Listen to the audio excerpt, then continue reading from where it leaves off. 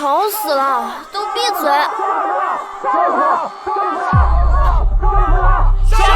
杀了他！表哥，这沈念之新婚之夜与人通奸，水性杨花不守妇道，这按照规矩啊，应当处死。就应该杀了他！有，还戏呢？不是，你们这是哪个剧组的？拍戏都拍到郑国将军府遗址了。你知不知道，这里是国家1级物质文化遗产，禁止拍摄。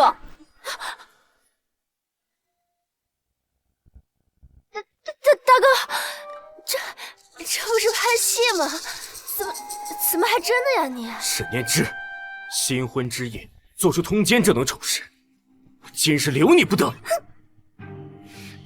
新婚之夜，通奸，沈念之，我不是在随考察团考察将军府遗址吗？这就是天启王朝遗址了。当年的郑国大将军张彻就居住在此。据说这位将军一生为天启平定47次战乱，战功赫赫。有野史记载，他娶妻沈念之，沈念之新婚之夜与人通奸，被处死。这莫非就是1400年前的郑国将军府？你就是郑国大将军张彻，所以我穿越了，还是天猫开局，马上就要被处死。沈念之，休要装疯卖傻！大哥，你不能杀我！我是穿越者。沈念之，你敢与人通奸，就应当被处死。你是怎么有脸求表哥放过你的？放手！历史上记载，人主就是在今天被处死的，我绝对不能被处死。书中还写了啥来？我没有通奸，他一个太监根本就没有这个功能。太监？你乱说什么呀？我们可都是亲眼看见的，你还狡辩什么呀？表哥，你可千万别相信他呀！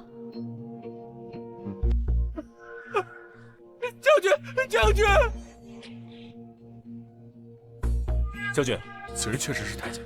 太监？这就是太监？怎么可能？难道真的是有人故意陷害？奸人，这都能让他躲过去？表哥是我的，我一定要把沈念之赶出将军府。你怎会知道他是太监？自然是因为我是穿越者。何为穿越者？穿越就是来自1000年后的未来。胡言乱语！我没有胡说，我可是历史学博士，华夏上下5000年的历史，我都能倒背如流。你们这里未来发生的每一件事情，我都一清二楚。沈念之，你该不会是得什么失心疯了吧？你连这种谎话都编得出来啊？你的意思是，你会预知未来？没错。有意思。那你倒是说说我的未来会是怎样？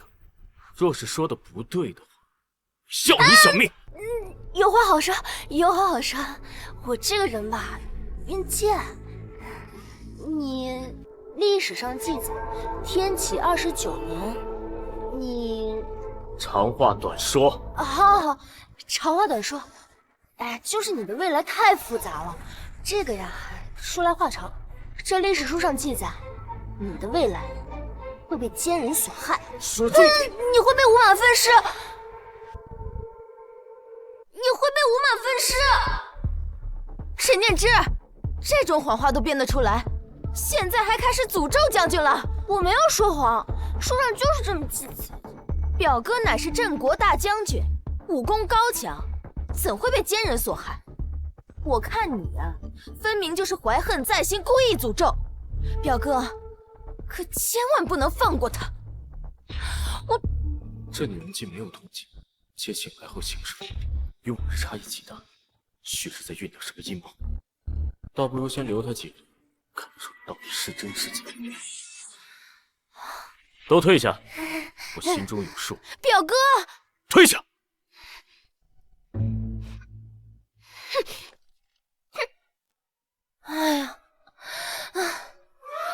然是不用死了，折腾这么久，累死我了。哎，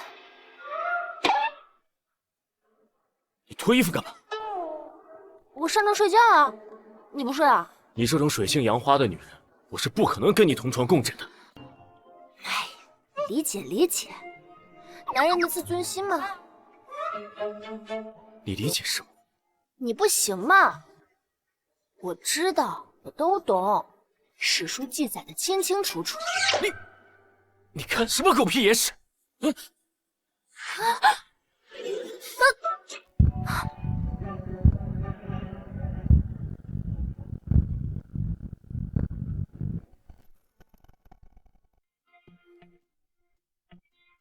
我现在就证明给你看，我到底行不行？大哥，你虽然有点姿色，但准心里只有历史。我告诉你，我是很有底线的，我是绝对不会亵渎历史的。先让我应个腹肌吧。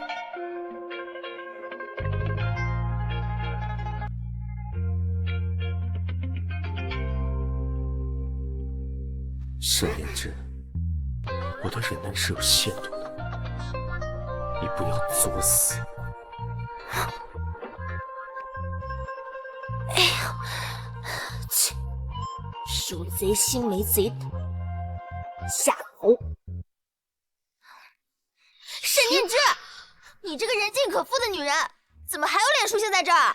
莹莹，不许没规矩。表哥，莹莹她确实是心直口快了些，但是她说的也没错呀。莹莹，你就是那个古今第一恋爱脑，被世人称为恋爱脑鼻祖的张莹莹。这又是你说的那个穿越者历史中记载的事？没错。什么穿越？你在说什么呢？哥，他是不是疯了？你知道莹莹发生了什么？也没什么，就是被一个穷书生骗财骗色，最后被家暴致死了而已。胡说，张生才不会这么对我。你当真在外面与人私少？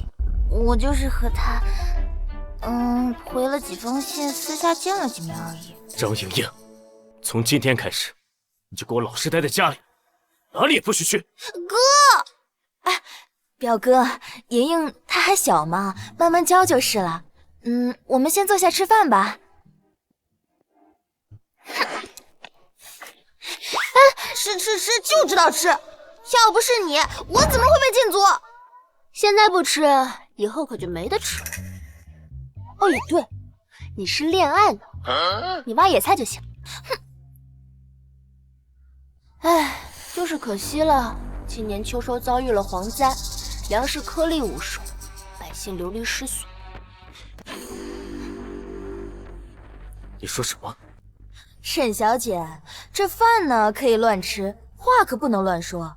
大司农今年早就说了，风调雨顺，是个丰收年。就是，你一个深闺妇人，难道比大司农预测的还准吗？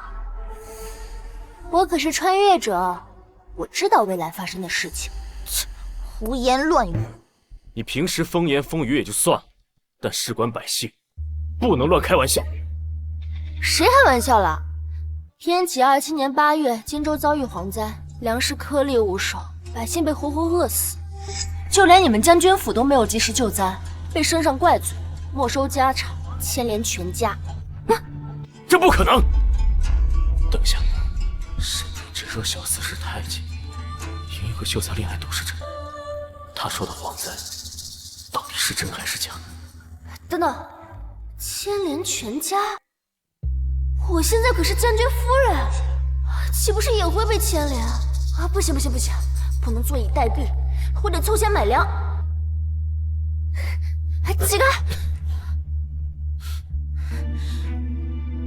哎呀，表哥，你该不会是真相信他的话了吧？派人去买些粮食回来。茯苓，现在粮价多少钱一斤？夫人，粮价30文一斤。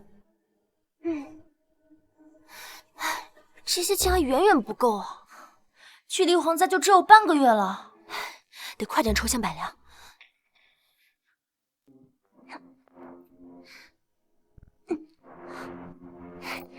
茯苓，你把这些首饰全都拿去卖了，卖回来的钱全都拿去买粮食。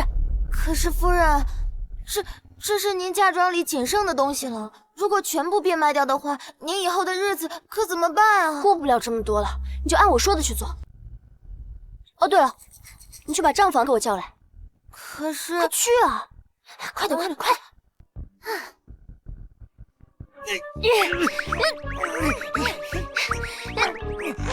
钱给我！夫人呐，你就别为难老奴了，这是府里所有的银票了。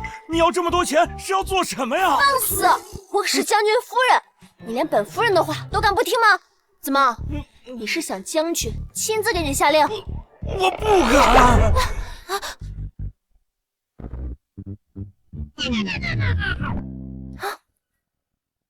要想买粮渡过难关，这点钱还远远不够，得找人借点钱才行。夫人，沈念之，通奸一事被你逃过一劫，哼，这次看我怎么收拾你！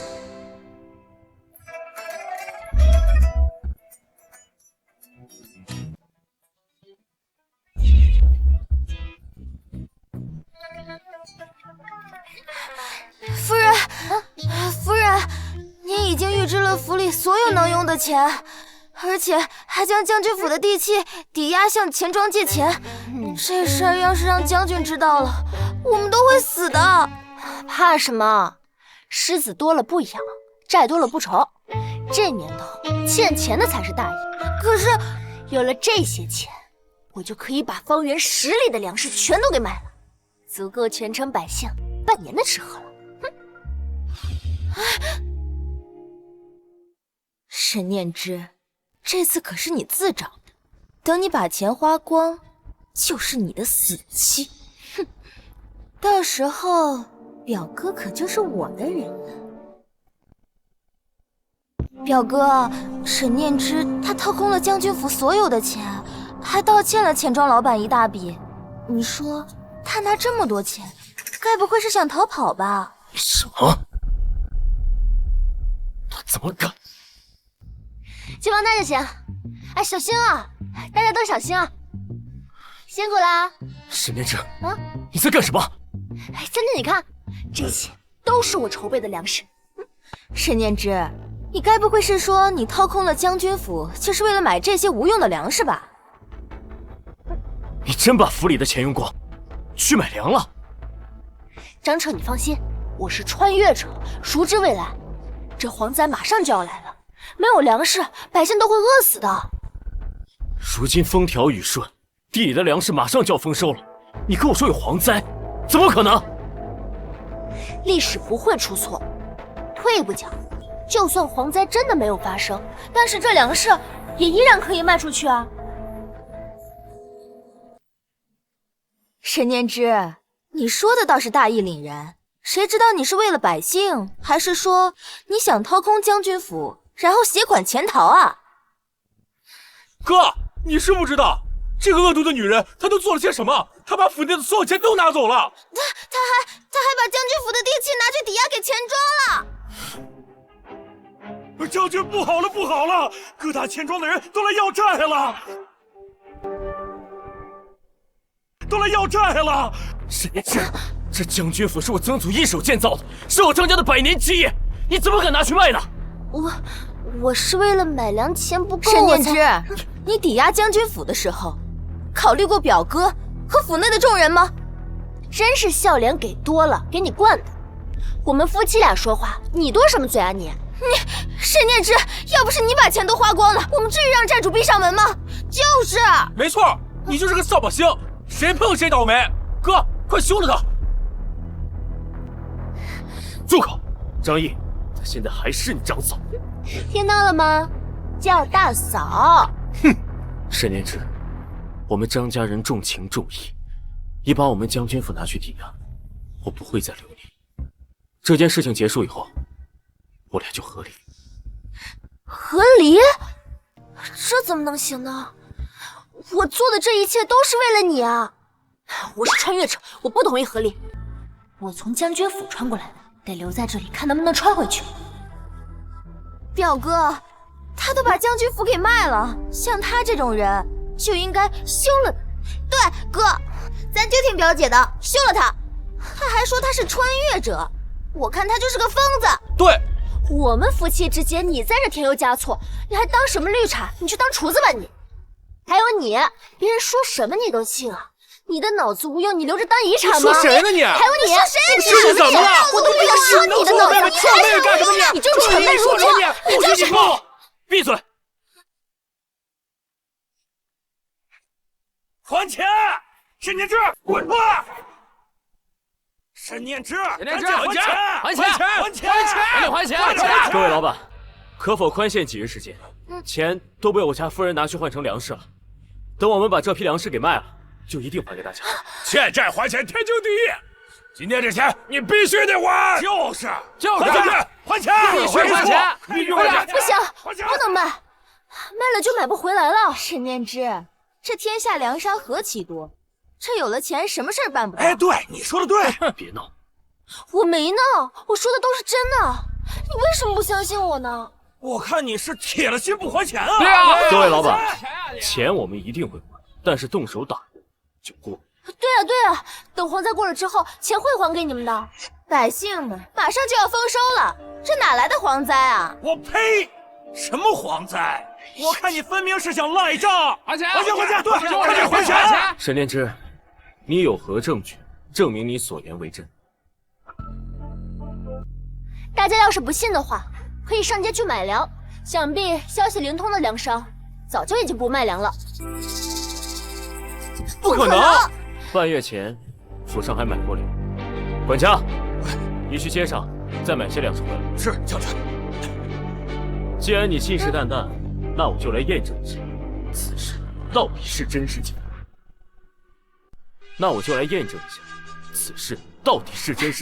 表哥，我知道你心软，可是你也得给这些钱庄老板一个交代，不是吗？对，是啊，卖不卖粮我不管啊，欠债还钱天经地义，今儿啊也必须得还。钱老板，等把这粮食卖出去，我一定给大家一个交代。哎，将军，我就直接跟你说实话了吧，这一旦新粮下来，这旧粮肯定卖不出去。今儿你必须得还钱啊！沈夫人已经把将军府抵押给我了，拿不出钱来，就给我滚蛋！对，滚蛋！钱老板，钱我一定会还，地契我也会拿回。我也是为了你们和百姓。你们别废话了啊！我们就是要钱。今天你要是不给钱，哎，我们就对你们动手了！动手了！你们，住口！别再说。沈小姐，你自己做错了事儿还不知悔改，你难道是要整个将军府给你陪葬吗？我都是为了救你们和百姓才这么做的。哼，一派胡言！我看你啊，就是为了一己私利，想要害死大家。各位老板，希望你们给我宽限几日，此事是我不对，但是钱我也一定会还给大家。哎，不行！你想赖账是吧？不给钱，那就别怪我们不客气了啊！来呀，打！哎，你们也上！上！哎，这下完了，也不知道死了能不能转回去。将军，不好了！不知什么原因，各大粮商都不收粮了。啊，这什么？没粮了？什么？啊，这真的没粮了？不会真的有蝗灾吧？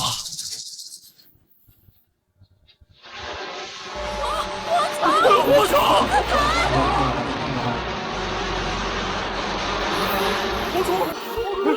帮主，真来了！完了！蝗虫往庄家的方向飞去了！真有蝗虫啊！这怎么可能呢？我早就说过有蝗灾，这下你们相信了吧？怎么可能？沈念之这个草包怎么能预测到蝗灾啊？他怎么可能会这么厉害呢？蝗灾过后，地里的庄稼可都毁了。他真的能救全城百姓？哎呀，蝗灾真来了，蝗灾真的来了，我家也没有粮食了，我家也没有，怎么办呢？对了，将军夫人不是有粮吗？她可是买空了全城的粮，咱们从她那儿买点粮，不就能度过蝗灾了吗？只要将军夫人肯卖粮给我们，不卖。你们刚刚一个个不都还挺凶的吗？不是还要打死我吗？来啊，打死我们！没有，欠债还钱，天经地义。刚刚要债，实乃是理所当然。那个将军夫人，你们也别为难我们。对呀，钱等粮食卖出去之后，我会还给你们的。卖了粮食，这怎么能行啊？卖了粮食，我们不得饿死啊！是啊，这，钱我们不要了，您就拿粮食抵债就行。对，就拿粮食，拿粮食。各位老板，今时可不同往日了，如今粮价飙升。你们要是想用粮价抵债也行，除非你们愿意出10倍的市场价格。什么？10倍？什么10倍？你怎么不去抢啊你？是啊，哎，瞧你这话说的，这你情我愿的事情，怎么叫抢劫呢？你们要是不要也行，那就等着被饿死吧。当初咱借给他200万粮，如果要按照10倍来算的话，他还咱20万两粮食就完事儿了，这不血亏呀？这奸商呀！你们磨磨唧唧到底买不买？不买的话，我可就卖给别人了。买，就拿粮食抵债了。对，拿粮食抵债就行。行，签字画押为成。签吧，签。剩下的粮食该如何分配？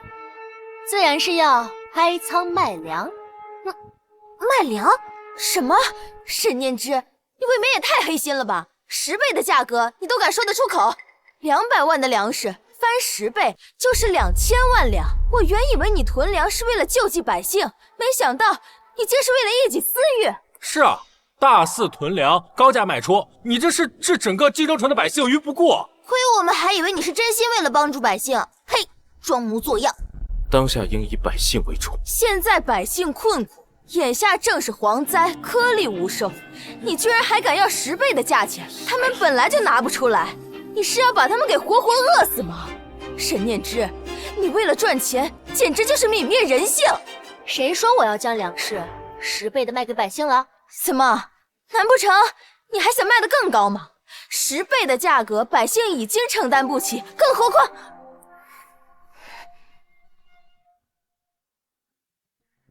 这粮食自然要卖，不过不是10倍的价格，而是原价。原价？不仅如此，我还要在城门口设立粥铺赈灾，救济穷苦百姓。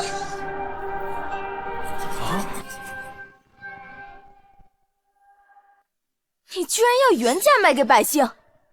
将军夫人，你真的要把粮食原价卖给百姓？是啊，剩下这180万两的粮食，真的肯为百姓分文不涨？他就算翻不了10倍，卖个5、6倍卖出去，那也算翻了呀。将军夫人这胸襟，这格局，真令我等佩服呀！佩服。沈念之居然为了那群贱民放弃了这么大的利益。你当真愿意把粮食以原价卖给百姓？我当初筹钱就是为了买粮救百姓。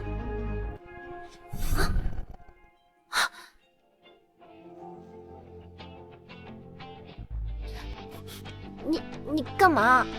夫人，我代表全城百姓，谢夫人的救命之恩。感谢夫人救命之恩。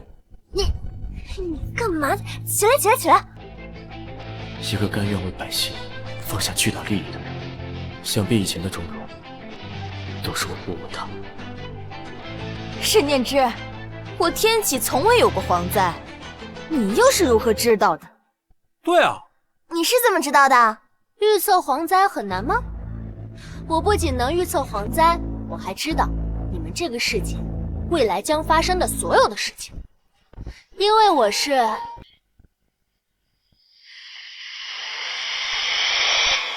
穿越者。沈念之，什么穿越，什么未来，你少在这给我胡言乱语！我告诉你，你休要装疯卖傻，就算你想骗我们，总得编个好点的理由吧？就是，谁知道你从哪里听来的消息？瞎猫碰上死耗子而已。穿越，这已经是他第2次说自己是什么穿越者。难不成他其实会算命，不想被别人知道，所以故意找个借口？表哥，我看他分明就是……住口！他救了全城百姓是事实。我知道你不想让别人知道你的消息来源，但穿越一事纯属无稽之谈，日后莫要再提。我没有不想让别人知道，我真的是穿越者。言下之事，当以百姓为重。来人，排操，赈灾。好。沈念之，居然又被你逃过一劫，我绝不会就此罢休。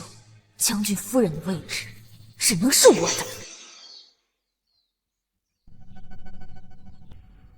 夫人，这次全城百姓能安全度过蝗灾，多亏有你。夫人，谢谢你。嗨，我也没做什么。将军，宫里来宣旨了。圣旨到。奉天承运，皇帝诏曰：高丽使臣奉命前来和谈，特命镇国大将军张彻入宫一同接待，务必促成此次和谈。钦此。微臣领旨。圣上念你救灾有功，特将此事交与你。明日宴会和谈一事，将军可要好好准备呀。臣定当全力以赴。好，将军快请起吧。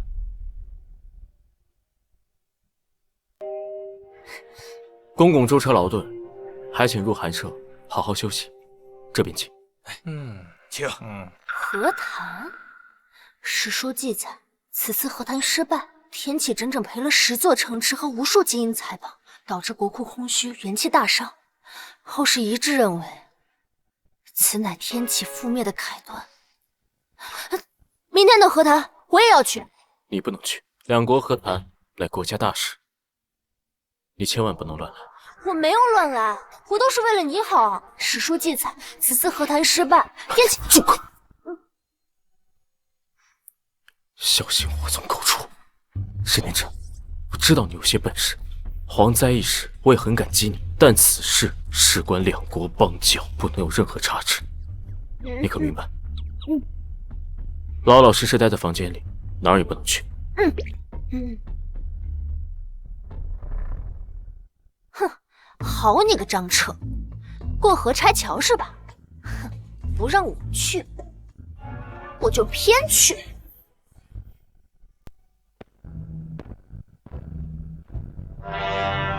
参见皇上，吾皇万岁万岁万万岁！众爱卿平身。谢皇上。自坐。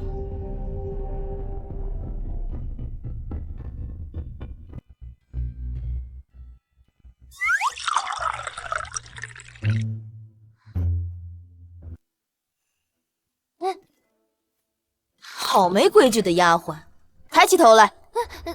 糟糕，要被发现了。好了，宴会之上不得无礼，你先退下。高丽使团来访，我天启非常欢迎，所以特设此宴来款待远道而来的贵宾。 성대한 환대를 감사드립니다. 오래전부터 성기국의 국력이 강성하다고 들었습니다. 이번엔 저희는 공항에 폐하를 명령을 받아 화친을 노래하러 왔습니다. 李大人，臣在。你是我朝第一翻译官，也接待了很多外交使者。你给朕翻译一下，这位高丽使臣都说了些什么？微臣遵旨。陛下，其实方才高丽使者是带来了高丽王对陛下您和文武百官的祝福，祝我主陛下万福安康，祝各位大人万事顺意。这翻译有点水平，但不多。和谈乃大事，不得胡说。 오래전부터 중원의 문화를 동경해 왔으며 청기국 인지가 많다는 이야기를 들었습니다. 그래서 특별히 한 가지 렌즈를 내리시며 저희는 이 문제를 걸고 10개의 성을 내기로 하였습니다. 陛下，刚才说高丽王对我天启文化十分的敬仰，所以主动割让10座城池，为学习我们天启文化呀。什么？10座城池？啊，10座太好了！当真？这翻译到底是怎么做的？句句不相连，句句都瞎编的。莫非主打一个已读乱回？ 만약에 귀국이 이 문제를 풀지 못한다면 저희에게 저공을 바치고 10개 성을 할양해야 합니다. 陛下，方才使臣所说割让10座城池是有条件的，如果能答对他所带来的难题的话，便可以；如果不行的话，就要我们招降纳贡，而且还要割让10座城池给他们呢。这么多句，就这句翻译对了。 哼，就知道你们高丽没安好心，居然觊觎我国10座城池。张毅，不得无礼！你又不懂高丽语，不得再乱说。这明显就是赤裸裸的阳谋啊！说我们不硬，倒显着天启没气度。我们要是硬了，这万一输了，割让10座城池的罪责，谁能担待得起？确实，这高丽真是打了一手好牌。 不过我倒是好奇，到底是什么千古难题，导致和谈失败，让天启割让城池的？他多次提到割让城池，难道他算出了什么？ 왜 그러십니까? 혹시 겁이라도 먹은 겁니까? 감히 도전하지 못하는 겁니까? 정기국이 위대한 나라라 하여 사방의 존경을 받는다는 건 들었지만 이런 작은 내기조차 받아들이지 못한다는군요. 他这又说什么？快翻，快翻！回禀陛下，此人刚才说我们都是无能之辈，连区区一道题都解不了啊！好大的胆子！ 区区一个蛮夷之地的使臣，竟敢口出狂言！你说谁无能呢？区区弹丸小国，能出得了多难的题？我看你呀，不要口出狂言，等着一会儿被打脸吧！这一关倒是有意思，虽然翻译水平不咋地，但是骂人水平还是挺厉害的。 저희 고려의 제일 가는 지혜가 낸 문제입니다. 세상 누구도 풀 수 없습니다. 차라리 순순히 10개 성을 바치는 게 좋을 것입니다. 哎呀，陛下呀！此人居然说我们愚笨如猪，干脆现在就将10座城池让给他们算了。你看，笑话！我天启人才济济，区区一道题有何难解？这赌约我们应了，尔等休要嚣张！大哥，你可真火啊！那可是10座城池，好歹也先看看是什么题再答应吧，万一答不出来呢？你听见了吧？ 我们将军已经发话了，这题我们应了。你呀，休要再口出狂言。现在你就等着把自己的嘴打烂吧！我呸！什么智者，什么无人能解？我们现在就给你解。还请使臣亮出题目。 여러분께서 그렇게 자신이 있다면 한중형이 다 들어가기 전까지 정답을 내놓으십시오.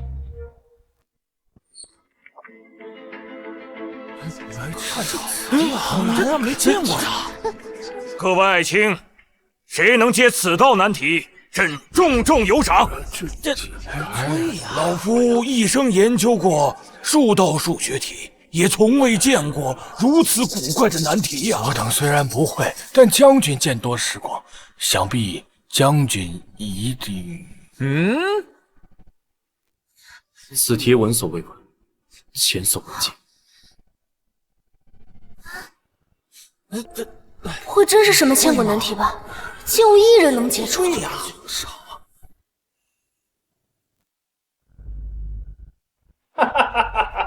시간이 반이나 지났습니다. 아직도 풀어내지 못한다면 여러분의 패배는 확정된 것이 다름이 없습니다. 무슨 인재가 많다든가 내가 보기엔 다 무능한 자들이군.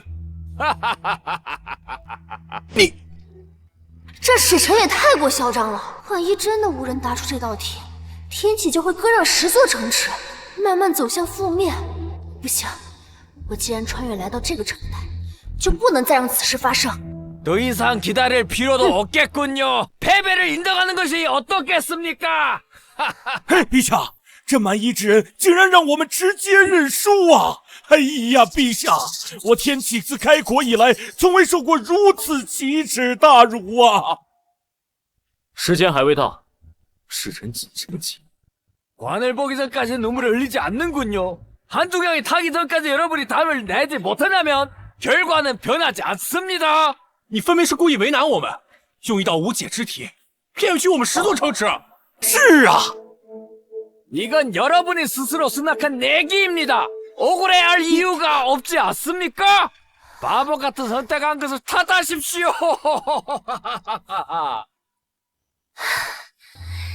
哎呀，时间要到了，这可如何是好啊？难道我天启真的无人吗？想不出来呀！难道我天启当真无人可解此题？好歹给我看看呢！ 끝났습니다. 정답을 내놓지 못했으니 10개의 성을 할양해야 합니다. 哎呀，陛下，方才使臣说了，这一炷香的时间已经到了，按照此前约定，要交付10座城池了呀！你做梦！ 뭐죠? 설마 이제 와서 약속을 어기겠다는 겁니까? 전기국이 이토록 신의를 저버리는 나라였습니까? 就这，我还以为是什么千古难题，这不就是初中数学题吗？这道题这么简单，你们都答不出来。沈念之，你居然打扮成丫鬟的模样来参加接待会，你知不知道毁了宴会是有杀头之罪的？莫要回应，过来。这道题我可以解。 웃기는 건요. 전기국이 모든 남자들이 풀어내지 못한 문제를 너 같은 여자가 풀겠다고? 천하 이런 웃음소리가 또 어디 있겠습니까? 哪里来的无知妇人？还不快快退下，不要再次丢人了！沈念之，你若是答不出来，害得天启赔偿10座城池，可是要诛9族的。你别在这连累我们，赶紧给我滚回去！沈念之，你说话都不打草稿了，你一个草包废物会算数吗？赶紧滚出去！就是，你怕是连题目都看不懂吧？ 哪来的疯女人，敢在朝堂上撒野！来人，把她给我拉下去！启禀皇上，她是我的妻子沈念之，她也是一时情急，并无冒犯之意，请皇上恕罪。陛下，这道题我能解。此话当真？你可知你这答案若是不对，是什么后果？不单说你自己的性命不保，连整个将军府都会被你连累。沈念之，不要胡说。陛下，她不是。是，我可以解。 好，若是你解不出这道题，就休怪朕要你的命。 결국 전기국에는 사람이 없어서 여자가 나서는 건가 보군요. 좋아요. 그렇게 자신 있다면 대답해 보시오. 정답이 무엇이요? 今有池1丈，家生其中央，出水1尺，引家覆岸，是与岸齐，奔水深家长各几分？这道题的答案很简单。 水深12尺，芦苇长13尺。使臣大人，我的答案可对？敢问使臣大人，我的答案可对？你怎么会知道？你该不会是乱说的吧？你以为这是过家家，随便一个答案就能糊弄过去啊？不懂还要乱说，你简直就是丢尽了我天启的脸！这就叫无知者无畏，哼，简直不知天高地厚。陛下。 我的答案是真是假，使臣大人自会判断。如若你的答案是错的，朕让你血溅当场。医官，臣在，翻译给他听。臣遵旨。 사신대님, 여기에 물 깊이는 13척이고 갈대는 12척입니다. 이 아가씨가 말한 것이 맞습니까? 네, 답은 틀렸어요! 哎呀，果然不出我之所料啊！陛下，他所说的答案是错的。糟糕，我这是个半吊子题目。你居然敢拿一道错的答案来糊弄朕和使臣！来人！陛下恕罪，沈念之是臣的妻子，她的罪我一律承担。你拿什么承担？赌约失败，要割让10座城池。你将军府是天启的罪人，这是要诛九族的大罪，你们一个都跑不了。沈念之，早告诉你不要胡言乱语，你非要在这出这个风头。现在好了，赌约失败了，你要大家陪你一起死是不是？扫把星，我们一家都被你连累了。谁说我的答案是错的？谁说我的答案是错的？明明是他翻译的有误。好，死到临头你还嘴硬，朕今天就让你死个明白。医官，告诉他你的翻译是对是错。医官大人，你翻译的是对的吗？你此话何意呀？莫非你是在说老夫翻译有误不成？嘿呀，这简直是笑话！老夫为官整整30余载呀，从没有任何人说过老夫翻译有误。好，既然你有胆这么说，想必你是想告诉我们在座的所有人，你也会高丽语吗？别乱说，李大人是我朝医官团第一人，接待过无数使臣，最懂高丽语，他的翻译不会错。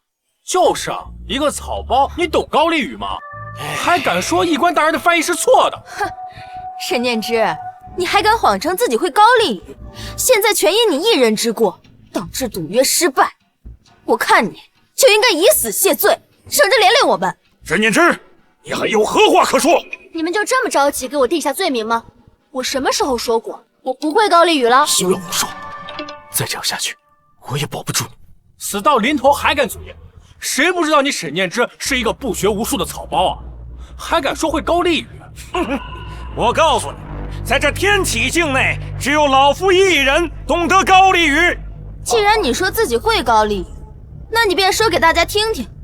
如若你要是说不出来，陛下还请您立即处死这个满口谎言、毁掉赌约的人。处死他！处死他！处死他！处死他！处死他！胡言的事！处死他！处死他！处死他！处死！来人，把这个罪人给我拉出去斩了！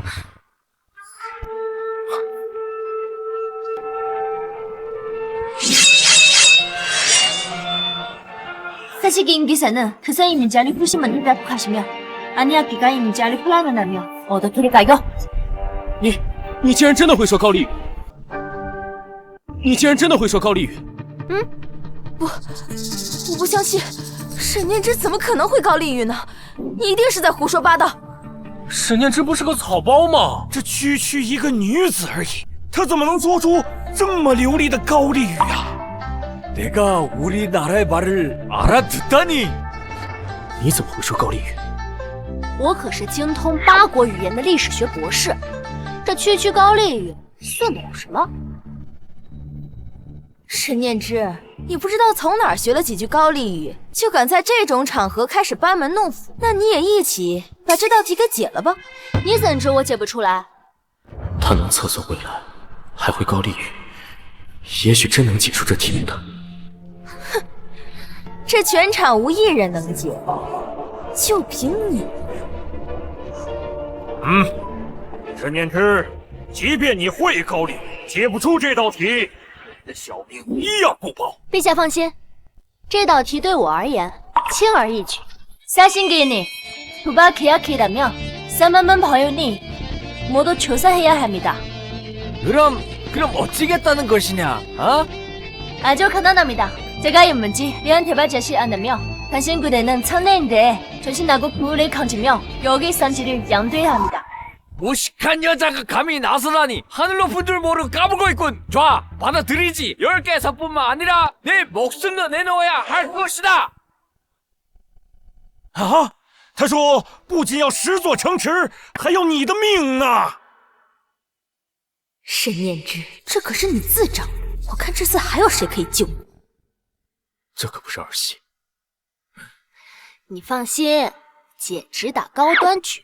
况且，区一道初中数学题，这道赌约我们一定能赢。表哥，你看他这样，想必定是胸有成竹，你就不要再拦着他出风头了。 시간이 다 되었군. 야가씨, 이제 정답 말해보쇼. 수仙 CP 팬테 개대개C 세상 CP卡片나왔다。水深12尺，芦苇长13尺。啊，他这是答对了还是答错了呀？小姑娘呀，刚才使者不是已经说了吗？你方才的答案是错的。是啊，沈念之，同样的招数你还想用2次，你是把众人都当傻子，任你糊弄吗？答案是错的。那沈念之， 어떻게 이렇게 짧은 시간 안에 정답을 알아낸 것이오? 어떻게 이렇게 짧은 시간 안에 정답을 알아낸 것이오? 他的意思是，你说的答案是正确的。高丽使臣，他这答案是真的吗？ 이 아가씨의 답은 완벽히 정답입니다. 夫研究高丽整整30年，今天可真是碰见了一位奇女子啊！你看看，哎呀，陛下真是厉害了呀！哎呀，神人呐！沈念之的答案是对的，那岂不是我们赢了？高丽要给我们10座城池啊！沈念之这么厉害，难道他以前那些草包行为都是装的？不可能，沈念之这个草包，他怎么会有这种能力？区区一道勾股定理题，在我们家乡，这种题10几岁的小孩都能做得出来。 도대체 구구정리란 무엇이오? 그거 정리는 최초로 상조 시대에 도비성 교내에 나타났습니다. 구강성, 후수사, 가무입니다.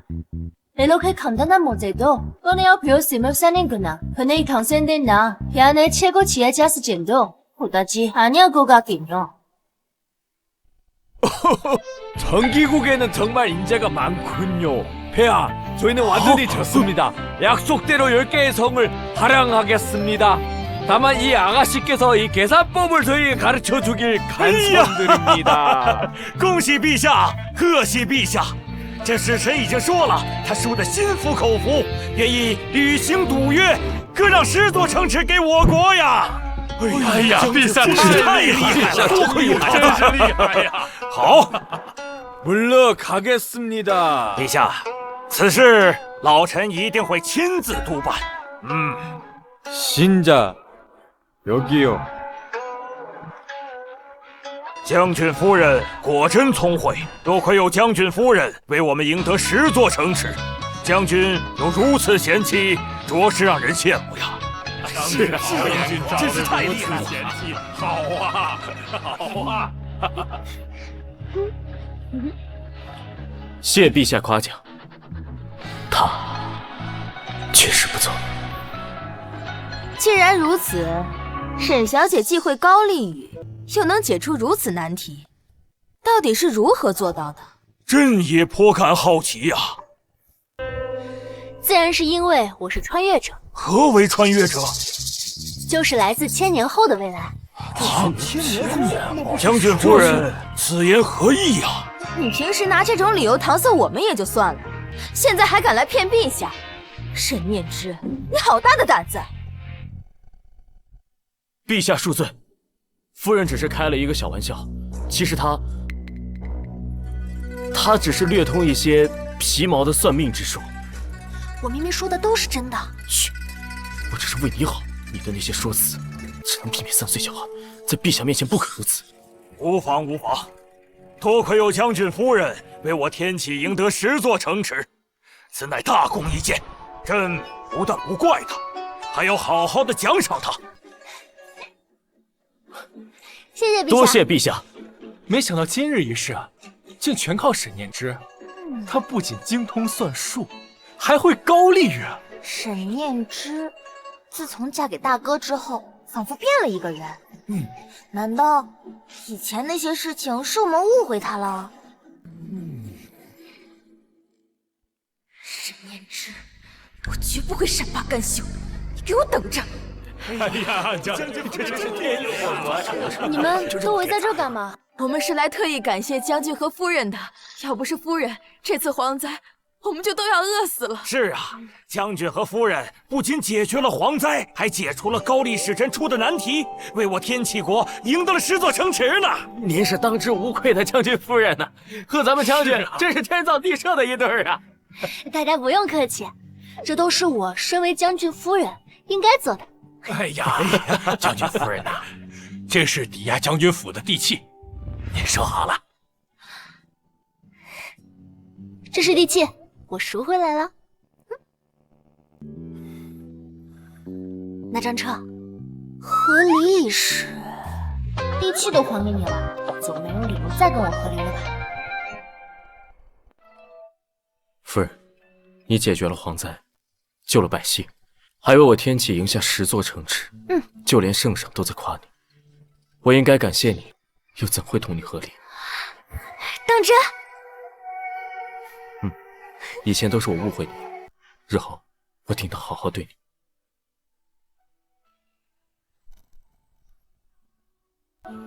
总算没有白费力气，这金大腿总归是被姐给抱上了。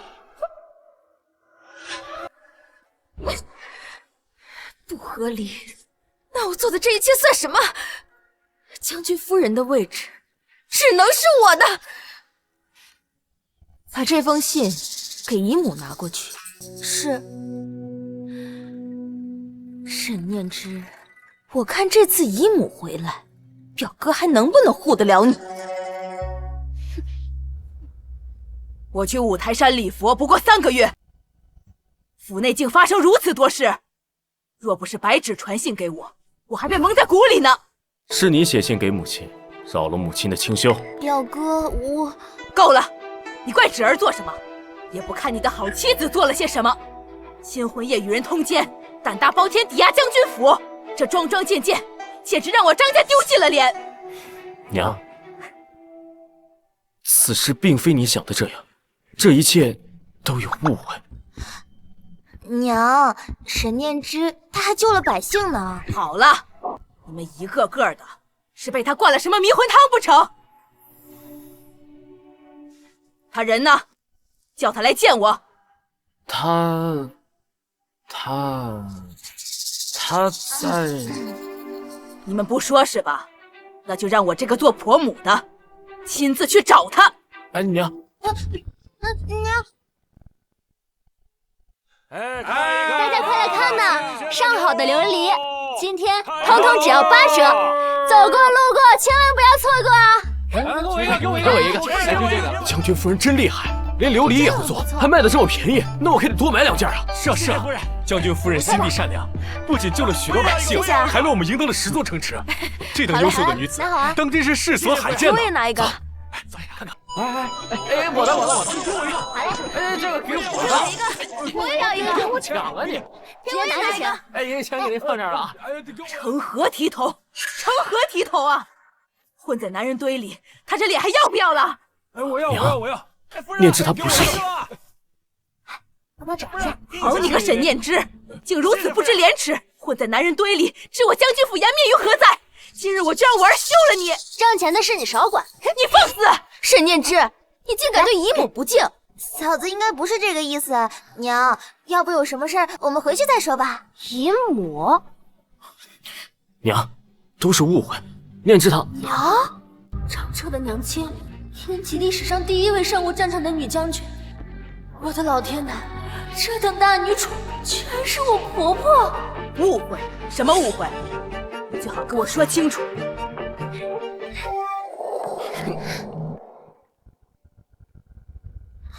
娘，娘，我好想你啊！大哥，这什么情况？兴许是念之太过想念母亲了。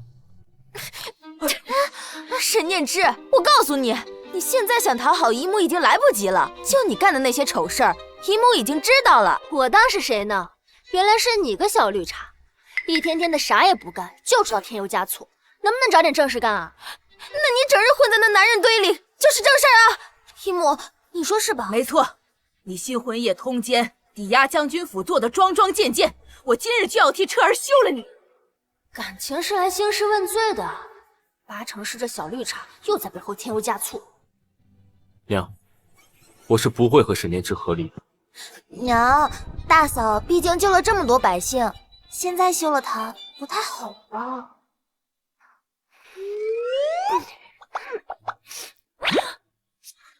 娘，你这37度的嘴里，怎么能说出这么冷冰冰的话？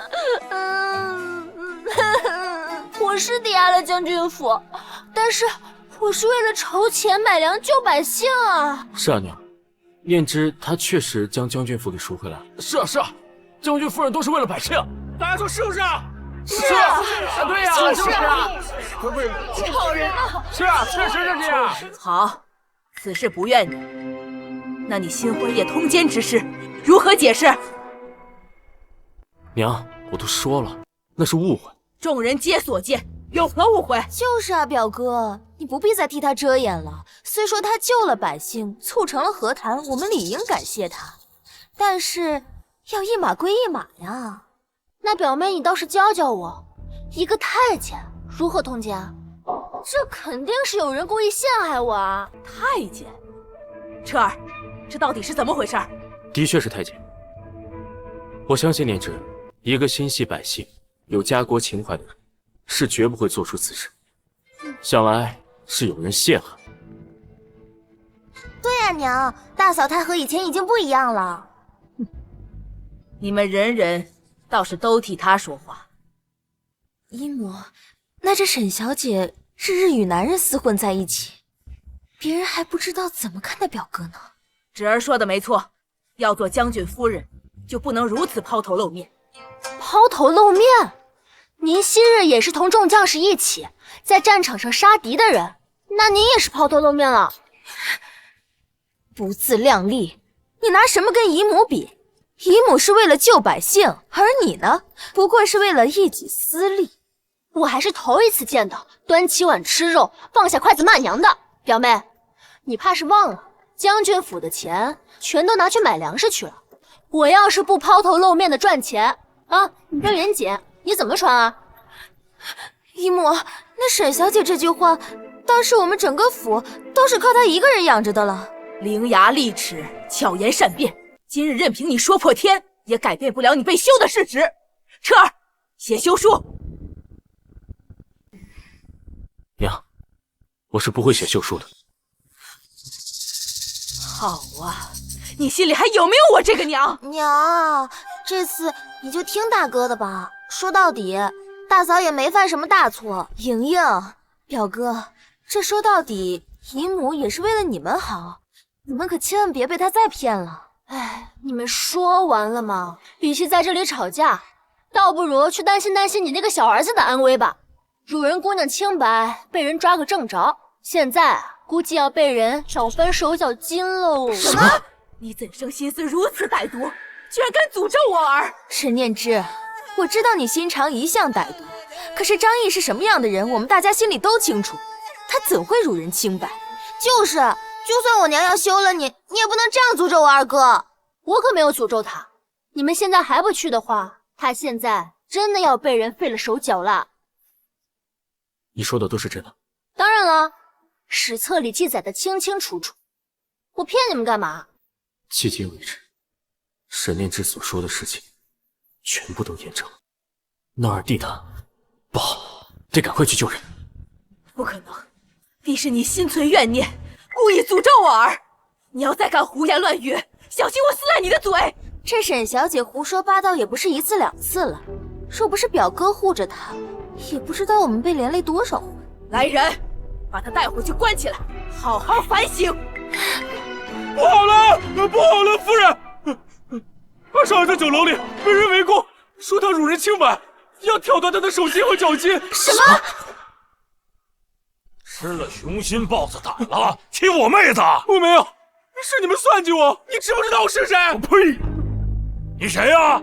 我今天挑了你手筋，我让你知道知道我是谁！你敢！你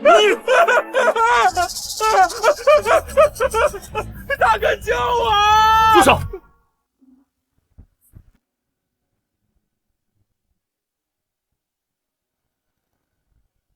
谁敢动我儿？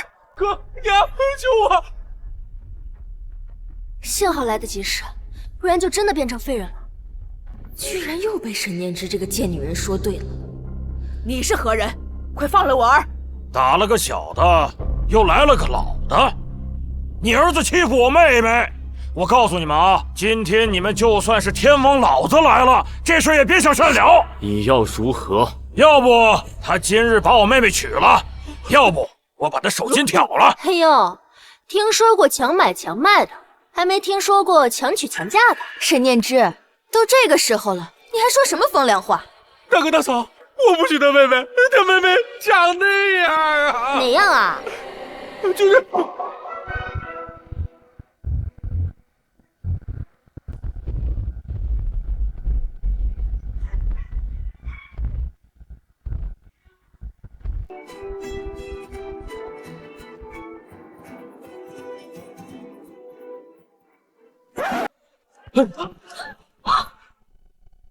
我介绍一下啊，这位就是我那位闭月羞花、婀娜多姿、倾国倾城的妹妹。哎呀！你呀，你小子，你能娶到我妹子，你几世修来的福气？你别给脸不要脸啊！这福气你要不要？闭月羞花，温柔善良，原来是因为不愿意娶人家姑娘，才被挑断手脚筋的。你分明是贪图我妹妹的美貌，被抓了现行还死不承认。我现在就把你筋挑了，我让你怎么遛女人！我呸！少爷能看着他吗？分明是你们把我打晕了，还对我。分明是小爷，我才是清白不法。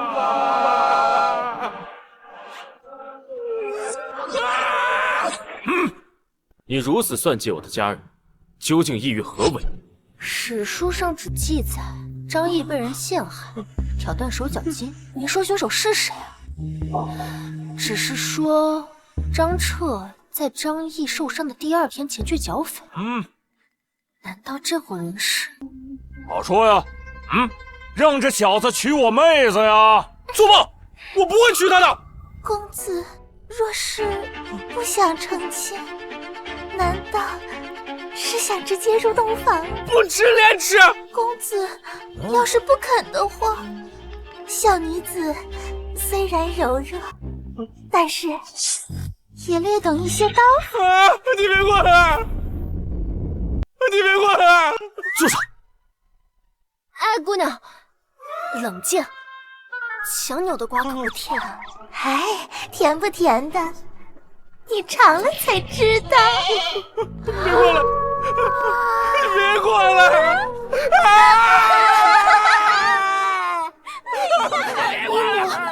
别过来！伊儿总是在外面招猫逗狗的，跟一群纨绔在一起。若真有个姑娘能镇着，也不是不行。我这不会被气疯了吧？娘，那也得二弟喜欢才行。先不说他们怎么算计二弟的，这女孩长得也太彪悍些。你懂什么？娶妻当娶贤，不可只看容貌。虽说这姑娘长得是彪悍了些哈。娘，我可是你亲儿子，你怎么能这样对我？哎，看来我要有弟媳喽。嫂子，救我！救救我！我保证以后我再也不跟你作对了。你让我往东，绝对不往西。以后你就是我唯一的大嫂。当真？这，比真金都是。不想娶我妹妹也行啊，那就拿出10万两银子来赔偿我妹妹的精神损失。10万两，你怎么不去抢？你可知勒索朝廷命官是何罪？我呸！老子吓大了！你弟弟毁了我妹妹的清白，大家可都看着呢啊！闹到了衙门，老子也不怵。哼，你一个土匪头子，前去衙门想自投罗网啊？土匪？说啥呢？啊？谁土匪啊？你说真的？他们当真是土匪？根据史书记载，你在张毅被挑断手脚筋的第2天，就直接剿灭了黑风寨的老巢，肯定是他们没跑。要是我没猜错的话，蝗灾一时，百姓受灾严重，你们抢不到钱，所以你们就把目标放在了城里的富家子弟身上。而我这蠢二弟有那么一点点姿色，被你这个妹子给看上，所以你便设下了这个圈套。好险，差点被土匪头子抓去做压寨夫君了。而我这二弟抵死不从，你们便想要挑断他的手脚筋，逼他屈服。而我们进入这里，你们看到我们身着富贵，便想要狠狠地坑我们一把。既然你已经看出来我的身份了，那就乖乖把钱拿出来，一会儿也给你们留个全尸。你这招虽然好使，但是有一个致命的缺点。缺点？什么缺点？你千算万算都没有想到，我二弟啊，他不喜欢女人，所以他宁愿被挑断手脚筋，都绝不屈服。你全是个怪兽！你喜欢男人？不，这不可能！沈念之，你胡说八道些什么呀？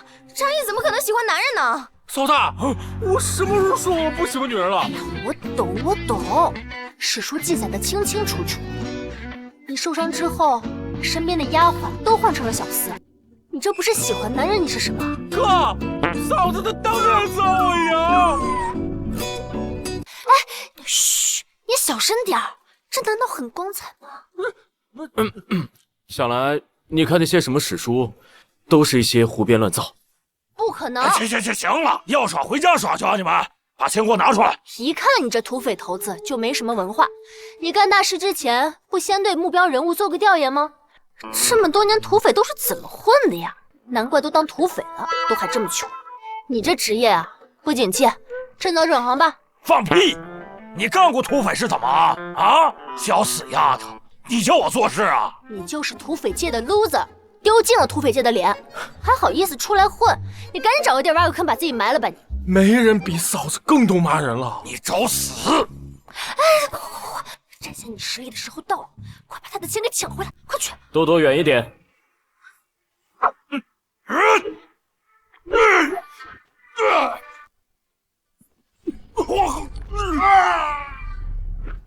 沈念之，你去死吧！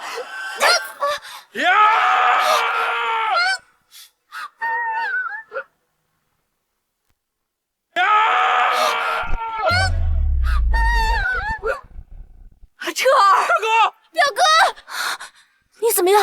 没事，小伤。二哥，我来救你了！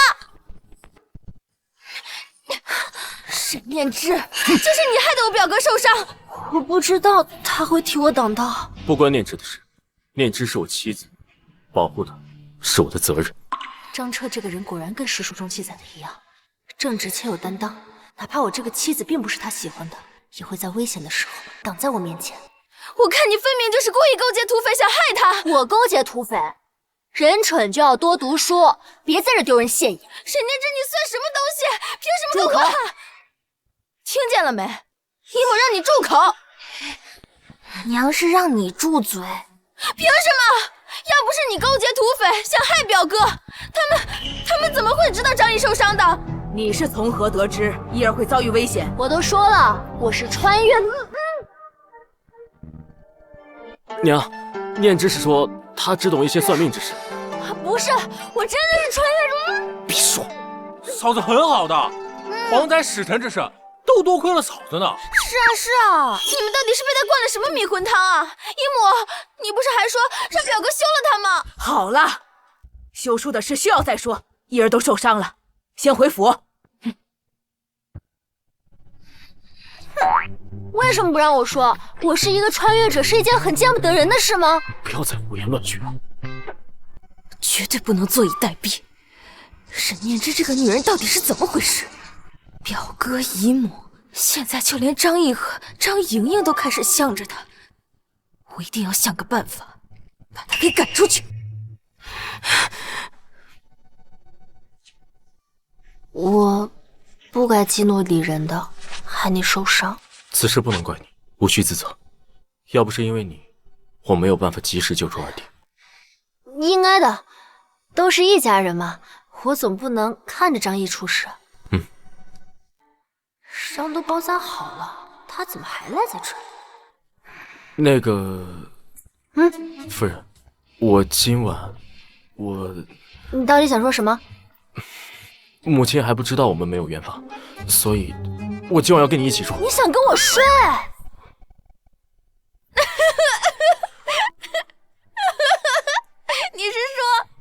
你说要不是嫂子去的及时，你就被他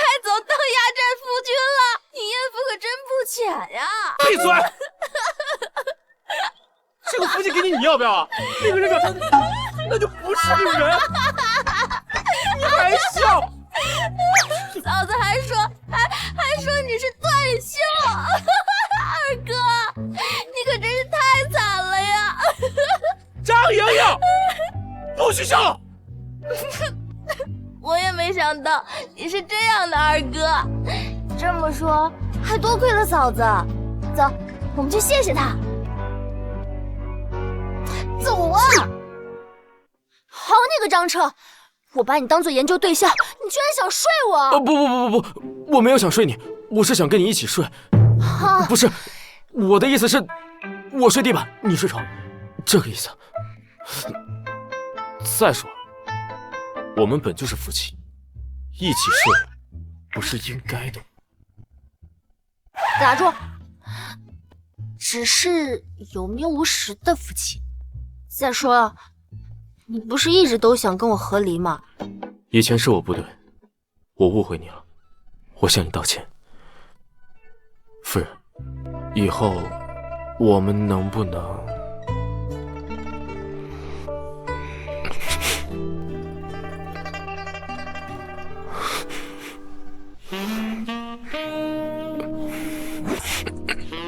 该说不说，你这张脸长得还挺符合我的审美的。不如我们今晚远方抓贼！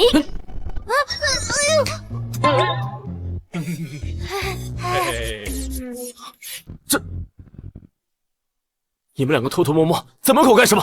是的，他叫我来偷听的，我跟我没关系。滚！嫂子不跟他圆房，跟我们横什么？我这就滚！欲求不满的男人可真可怕呀！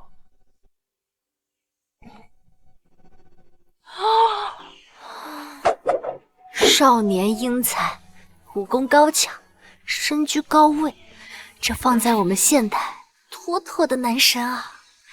可惜昙花一现，早早陨落。是我。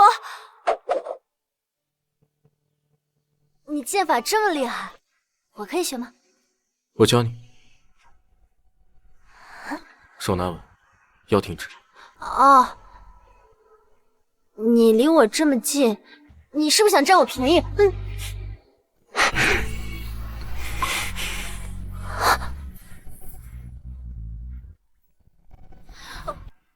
我可没有想占你便宜啊，是你靠我太近了。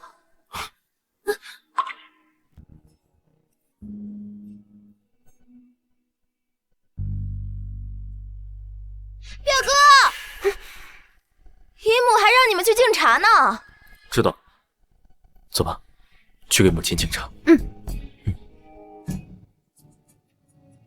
沈念之，我告诉你，不管你用什么方法蛊惑了表哥，但是将军夫人的位置只能是我的。你最好是你，沈念之，你居然敢打我！打你就打你了，还要挑日子吗？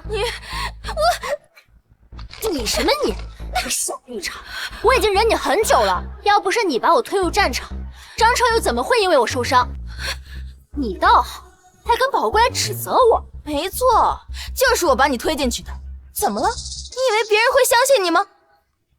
别人相不相信无所谓，最重要的是，我这个人有仇当场必报。白芷表妹，我这个人吧，没有什么耐心。你要是再敢惹我，小心你惹火烧身。你沈念之，我一定要杀了你！母亲，请用茶。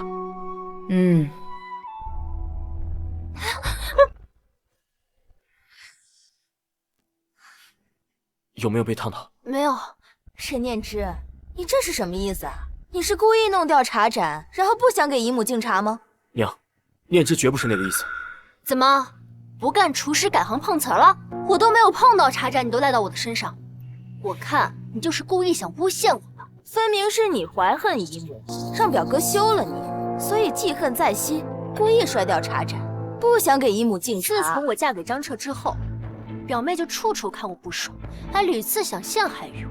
你是因为你觉得我抢了你的将军夫人之位吧？我没有，这次害人的手段也颇为艺术。哦，难不成当初新婚夜通奸一事，也是表妹栽赃陷害我？通奸一事，难道真的是白之所？之前我从未怀疑过他。你乱说些什么呀？我为什么要这么做？自然是因为你对我的夫君一往情深，想要除去我这个眼中钉肉中刺，自己上位呗。表哥，姨母，你看，这个女人她就是故意挑拨我们之间的关系。不可能，侄儿是我看着长大的，她心地善良，绝不会做出污人通奸之事。姨母说的对，你就是想故意挑拨我们之间的关系。我挑拨？我看就分明你。通奸一事，到底是否与你有关？表哥，我们之间这么多年的感情，你就因为沈念之她一句话，你就开始怀疑我。自从这个女人进了家门，我们全家都不得安宁。你到现在居然还向着她。哼，怀不怀疑，我自会派人去查。若是让我查出此事与你有关，我绝不轻饶。他这是相信我了。表哥，这个贱人她到底哪里好？你要处处向着她。住口！你应该叫她表嫂。我不，她浑身上下哪点能配得上你？配不配得上，也不是你说了算的。既嫁入我将军府，就是我将军府的主母。侄儿，你当唤她一声表嫂。姨母，这声表嫂很难叫出口吗？表妹。表嫂，哎，莹莹呢？我已经几日未见她了。娘，大哥大嫂，不好了，莹莹不见了。她一个女孩子能去哪？还不派人去找？算算时间，她该不会跟那个家暴男私奔了吧？什么私奔？你给我说清楚！莹莹如此乖巧，怎么会做出这种事情？沈念之，你也太恶毒了吧！你居然想毁掉莹莹的名节！我可没乱说，是那个叫张生的男人骗走了他所有的钱，还把他锁起来，日日拳打脚踢。如果嫂子说的是真的，那现在岂不是莹莹很危险？你是从何得知？娘，现在不是追究这个的时候，找到莹莹才是要紧事。你不是会算命吗？你是不是知道莹莹在哪？不是算命，是穿越。算了，给你也解释不清楚。我记得史书上记载，他家住在青云巷。走，救莹莹。大哥大嫂，我也去。表哥，姨母，你可千万别相信这个女人的话，她就是在骗。沈念之，你该死！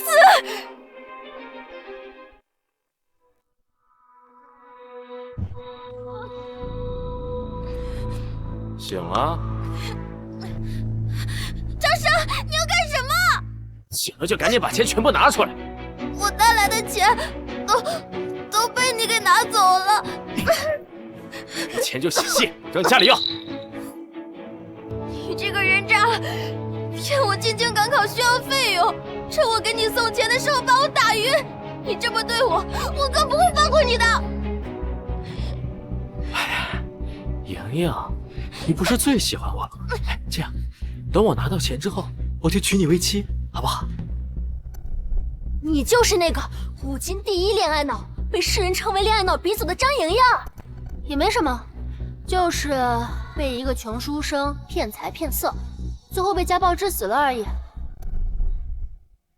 原来大嫂说的都是真的。张生，你不得好死！敬酒不吃吃罚酒是吧？我今天要是拿不到钱，我就打死你！救命啊！给钱！给钱！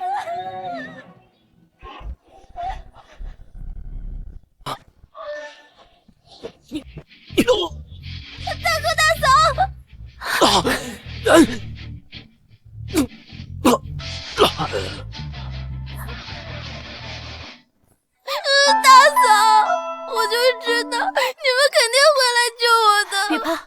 我怕了。莹莹，你没事吧？哥哥嫂嫂，幸好你们来得及时，刚才这个人渣还想要打死我。多管闲事，你们是什么人？连小爷的妹妹都敢动，你吃了熊豹子胆了！莹莹，这是你的家人，你让他们把钱给我，等我翻了盘，我就娶你为妻。你也配？莹莹，这怎么回事？他说进京赶考需要盘缠，我便收拾些银钱给他，没想到他居然把我打晕，还逼我问家里写信要钱，我不肯，他需要打死我。亏你还是个读书人，我看你连畜生都不如。你个贱人，你说什么？再敢污言秽语，我宰了你！夫人，你带莹莹先回去，这里交给我。好。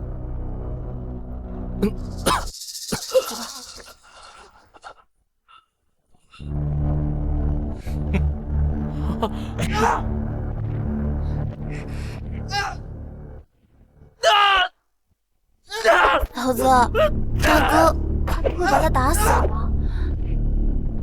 那个人渣都这么对你了，你还担心他的死活？一爱脑没救了你。嫂子，我是怕大哥把他打死了会有麻烦的。放心，你大哥他有分寸。嫂子，你确定吗？大人的事情，小孩少管。走。嫂子，你现在是越来越信任大哥了。那当然了，你哥他可是我的研究课题，像这种直接面对历史人物的机会，可不是人人都有的。课题？什么是课题啊？说了你也不懂，就是他是对我很重要的人。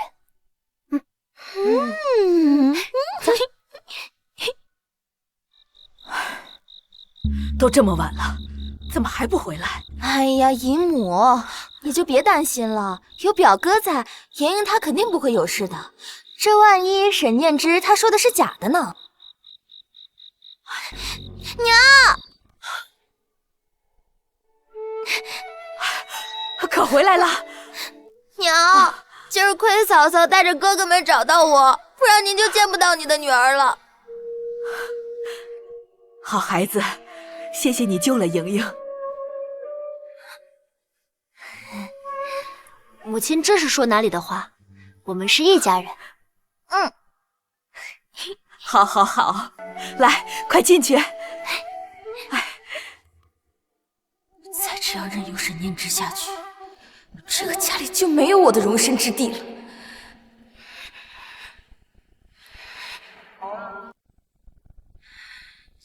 表哥只能是我的。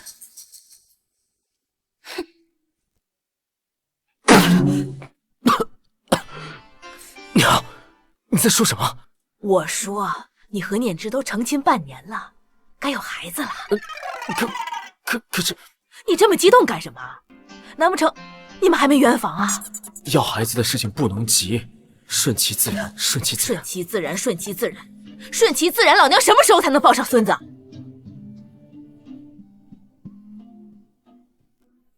别说娘不帮你，这个给你。这是什么？补药。补药？我怎么可能需要这种玩意儿？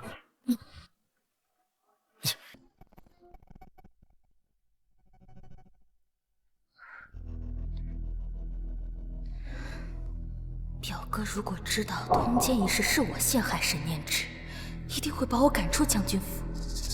倒不如直接生米煮成熟饭，届时他定会对我负责。你在这里做什么？说。表哥，我看你最近太辛苦了，我特意给你炖的燕窝，你尝尝。不用。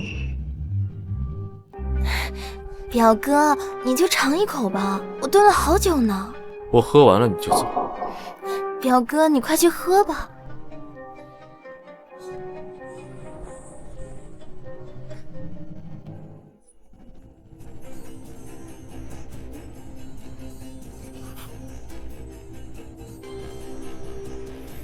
还不走？怎么回事？药效怎么还不发作？表哥，你有没有觉得哪儿不舒服啊？你怎么流鼻血了？莫非是这药效太猛了？些许是有些上火，你先回去吧。到底怎么回事？看表哥这样子，怎么也不像是中了春药，难道是这药过期了？看来还是得另想办法才行。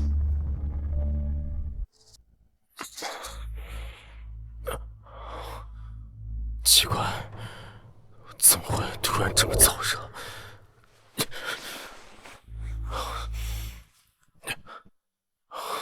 张彻，空间仪式你查清楚结果没？已经找到线索了。脸怎么这么红？你生病了？为何见到他，感觉这股燥热之气更盛了？你一直看着我干什么？夫人，我们是不是应该同房了？我想。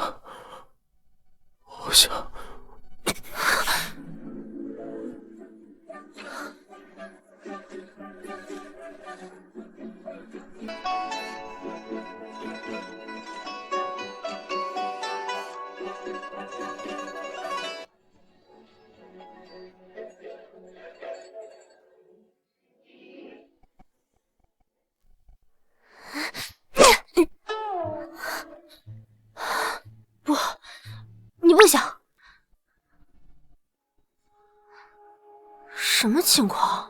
脸色发红，神志不清，这是什么病的病状？坏了，该不是中了春药吧？春药是怎么解法来着？春药。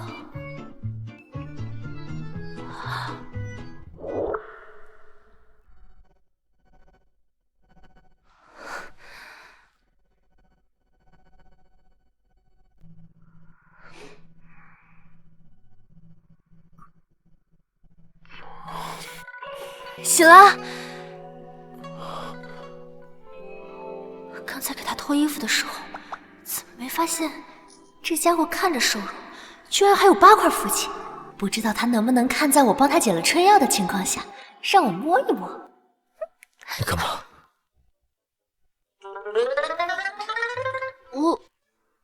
我帮你擦擦水啊。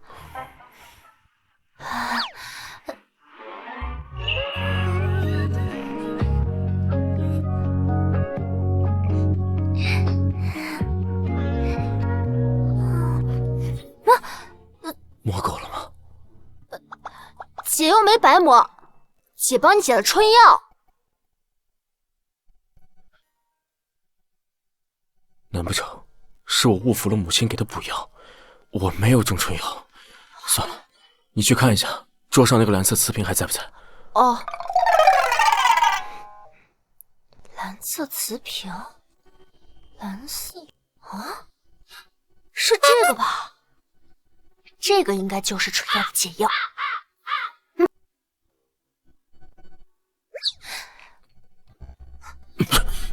怎么样？沈念之，你到底要干什么？给你喂解药啊！谁说它是解药？这不是解药是什么？是，总不能告诉他是因为母亲怀疑我的能力，特意准备的补药。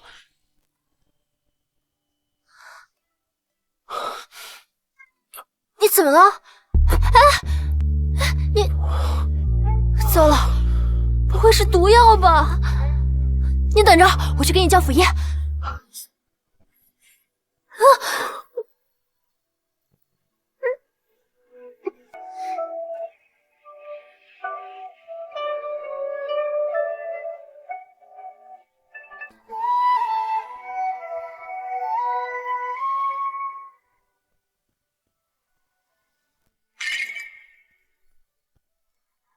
沈念之，你刚刚喂我的好像是春药。春药？不是吧，大哥，他有嗑春药的习惯呢。来人呐，叫府医！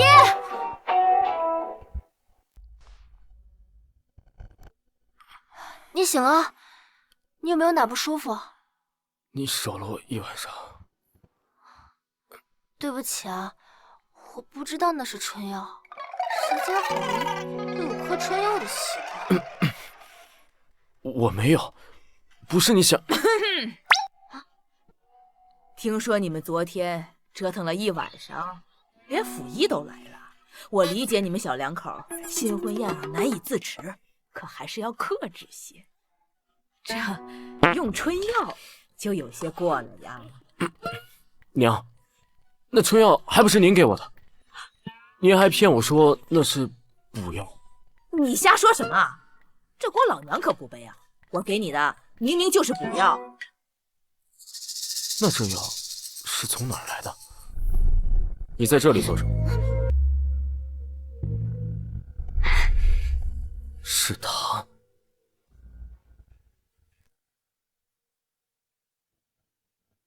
跪下！姨母，这是什么意思啊？是不是有人在你面前说了什么？这瓶春药是你的吧？这瓶春药是你的吧？表哥，你说什么？什么春药？我不知道啊。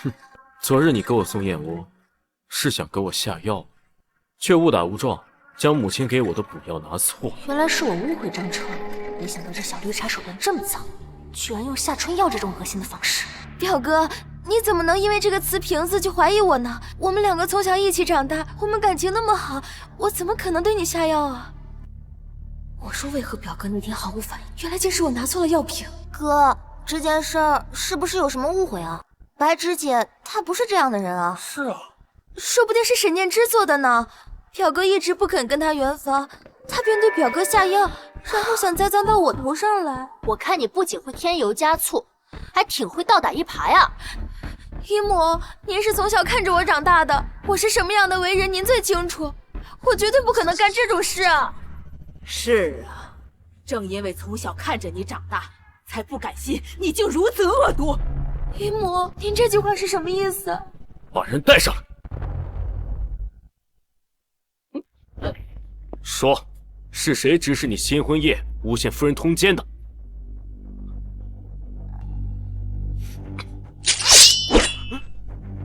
不说，我现在就杀了你！将军饶命，是表小姐威胁我这么干。你胡言乱语些什么呢？就凭你个奴才，你敢攀称我？说，到底是谁指使你的？到底是谁指使你的？小的没有胡说，这玉佩就是表小姐给我的报酬。还有什么话好说？居然是你诬陷嫂子，白芷姐，你怎么能这么恶毒呢？你这是要置大嫂于死地啊！原来是我们误会了嫂子。不是这样的，表哥，你相信我，这个玉佩是他偷的，我什么都不知道。证据确凿，还敢嘴硬？新婚夜要不是念之机智，他现在人已经死了。他早就该死了。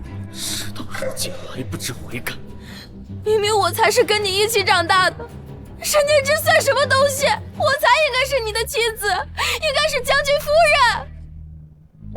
你以为我死了，张彻就会娶你吗？没错，要是没有你，表哥他只是我一个人的，谁敢拦着我，我就杀了谁。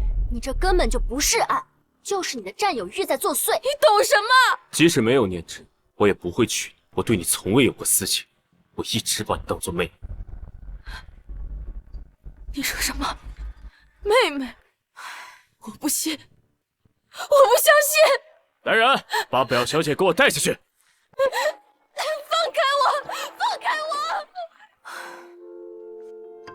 都怪我，怪我没有教好他，才让他变成现在这样。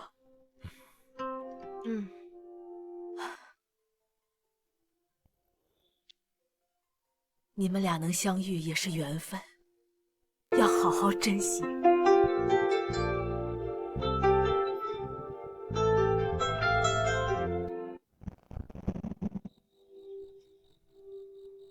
来了，坐。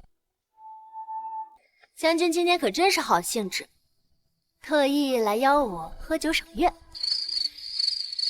我有些话想要对你说。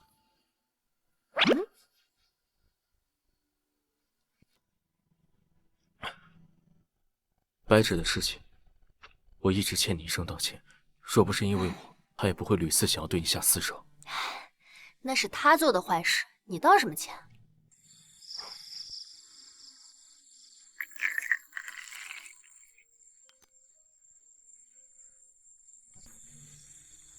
明日，我就要奉圣上的命令，前去黑风寨剿匪。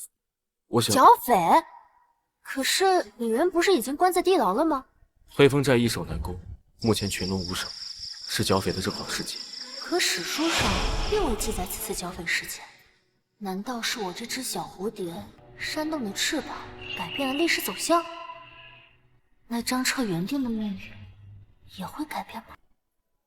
念之，有些话我一直想要对你说，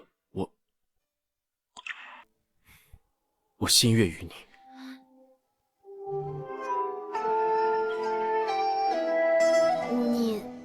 你怎么突然说这些？我不管你从何而来，也不管你是什么身份，但我就想一直在你身边，陪着你，保护你。可我是穿越者，我们之间相隔的是1000年的时光。念之，你是否愿意与我重新来过？我知道，我之前对你有诸多误会，若是不愿意，也我愿意。真彻，我也不知道我为什么会穿越到这种地方。我想，如果有缘由，那一定是因为你，我为你而来。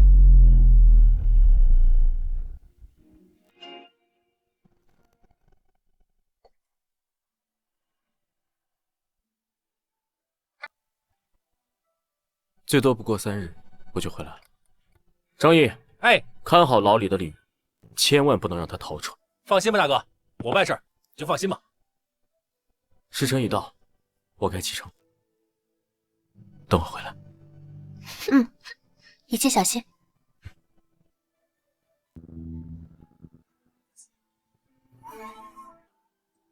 嫂子，别看了，大哥3日后就回来了。我只是有点心慌。哎呀，嫂子别担心，大哥他武力高强，拿下一个区区黑风寨，那还不是轻而易举？是啊是啊，别担心了，咱们回去吧。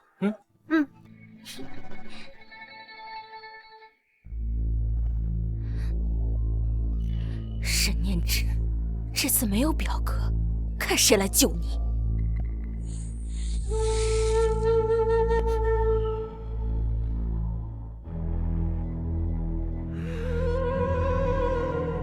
是你？表哥不在，我可以放你出去，但是我要你帮我杀了沈念之。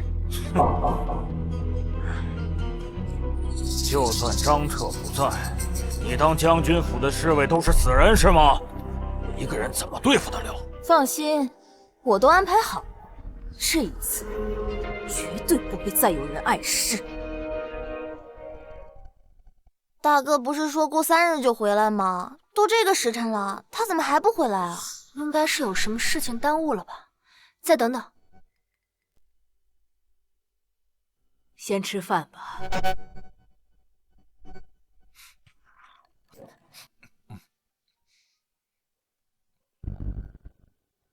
李仁，你不是被我大哥关起来了吗？怎么会出现在这里？白师姐，你竟然给李仁放出来了！你们将军夫人又见面了。白芷，你到底想干什么？姨母，我想干什么？您难道不知道吗？我要沈念之去死！哼，放肆！你当这里是什么地方？这可是将军府，不是任由你胡来的地方。没错，你不会以为大哥不在就可以为所欲为吧？白芷，即使没有我，张彻也根本就不可能会喜欢你。也不要再执迷不悟了。住口！不准你用这种同情的眼神看着我。白芷，你收手吧。闭嘴！我不想再听这个贱女人说话。杀了她！我看谁敢！来人呐！姨母，既然我今天敢在此站在这儿，就是做了万全的准备。你府上的那些侍卫全都中了我下的软骨散，现在连爬都爬不起来，更何况还救你们呢？你好恶毒！你就不怕大哥回来找你算账。等表哥回来，木已成舟，届时我就说沈念之是土匪杀的，跟我有什么关系啊？你，叶儿，张毅，大哥，你没事吧？全下毒。娘，不要再白费力气了。一木，纵使你是我天启第一女将，可在我软骨散的作用下，你也使用不了一点内力。现在只能想办法拖延时间，等张彻回来。你不就是想要我的将军夫人之位吗？我答应你和离，你先放了他们。沈念之，你当我是3岁小孩吗？等你死了，表哥他自然会是我的。至于他们嘛，我念在你们曾经真心对我的份上，我就给他留个全尸。你居然如此恶毒，好歹他们也养育了你这么多年，你竟要恩将仇报！你早就计划好了，专等彻儿不在，就对我们动手。你这个白眼狼，我哥是不会放过你的。没想到我们家这么多年，居然养出你一条毒蛇！姨母，我也不想的，可谁让你们处处向着沈念之这个贱女人？明明我才是你们的亲人，你们却处处向着她，分明是你自己屡次陷害嫂子。没错，是你自己咎由自取。好一个咎由自取啊！既然如此，你们就一起下地狱吧，杀了他们！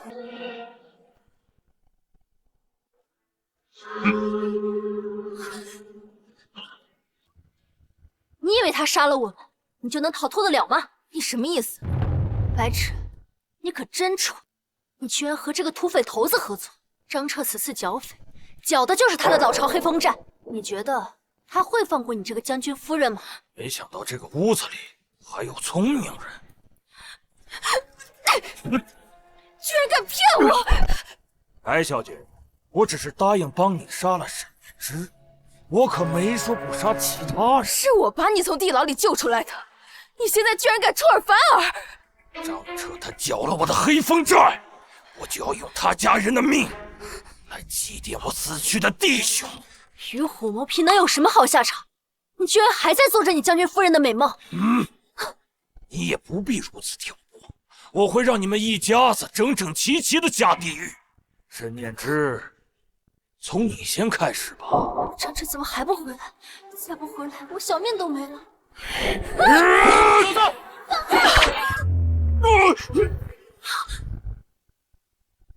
大哥，彻儿，表哥，张彻，念之，娘，你们没事吧？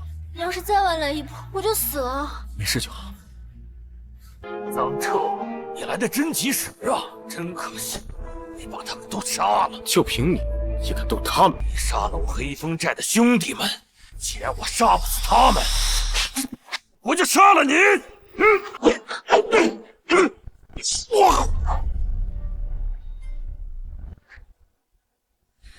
表哥，我知道错了，你就原谅我这一次吧。哥，就是他勾结土匪，想害死我们一家，不能放过他。没错，这个女人简直是心如蛇蝎。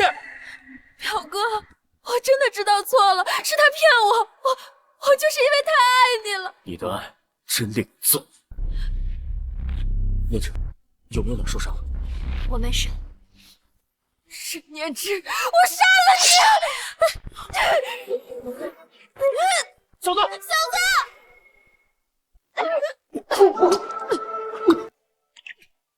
念之，沈念之，你终于死了。念之别怕，我马上就要服役。来人，请服役！张彻，没用的，或许我死了，就能穿越回去了。不，你不要乱说，你不会死的。张彻，我会再回来，等你。不要，念之，你不要死！念之，念之。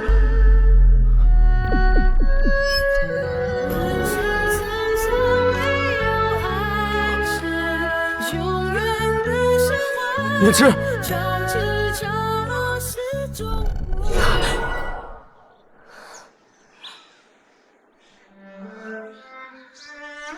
这是穿回来了，还是一场梦？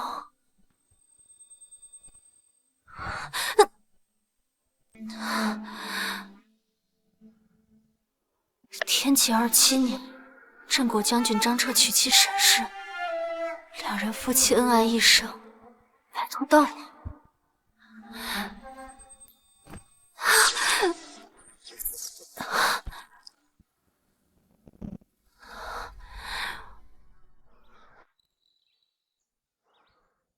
该去下一个地方了。